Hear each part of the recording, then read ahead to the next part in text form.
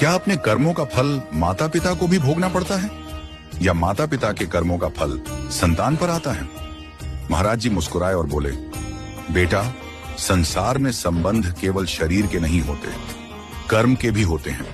जैसे अगर तुम्हारा बेटा कोई अधर्म का आचरण करे, चोरी, झूठ, हिंसा, और पुलिस आए, तो क्या वह केवल उसे पकड़ेगी?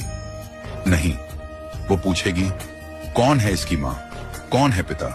तुम्हें जवाब देना होगा। अगर वह दोषी है तो समाज का ताना, कानून की पूछताछ, सब तुम्हें भी झेलना होगा। क्यों? क्योंकि वह तुम्हारा पुत्र है। कर्म का यह संबंध अत्यंत सूक्ष्म है। जैसे अगर कोई जुआ खेल रहा हो और तुम केवल देखने के लिए खड़े हो जाओ, तब भी जब पुलिस आएगी, पहला डंडा तुम्हें भी लगेगा। देखना भी भागीदारी बन जाता है। अगर संतान कोई पाप करे, माता पिता को उसका दुख भोगना ही पड़ता है। लेकिन अगर वही संतान भगवान की भक्ति करे, तो माता पिता का गौरव बन जाता है। भगवान स्वयं उसकी माँ पिता को प्रणाम करते हैं। शास्त्रों में लिखा है, यदि घर में एक भी भक्त हो तो 21 पीढ़ियां उतर जाती हैं। यह कर्म का सूक्ष्म योग है।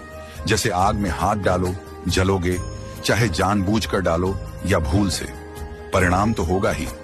इसीलिए हम भगवान से यह प्रार्थना करें, हे प्रभु, हमें ऐसा पुत्र दो जो भक्त हो, ऐसा पति दो जो ईमानदार हो, ऐसा परिवार दो जो तुम्हारे चरणों में रमण करे।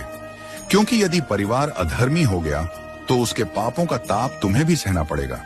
और अगर कोई बहुत बड़ा अपराधी न मिले तो उसका घर, परिवार, रिश्तेदार तक पुलिस घेरती है। ऐसे ही भगवान के भक्तों से जो भी संबंध में आता है, उसे भी उसका पुण्य मिलता है। इसी से तो कहते हैं, नाम जपते रहो, मन लगे या ना लगे, राम कृष्ण हरि बार बार जपो, मजबूरी से ही सही। एक दिन ऐसा आएगा जब यह नाम तुम्हारा जीवन बन जाएगा। संतजन कहते हैं, यदि तुमने इस जन्म में भगवान के नाम की शरण ली तो न जाने कितने जन्मों के पाप मिट जाएंगे।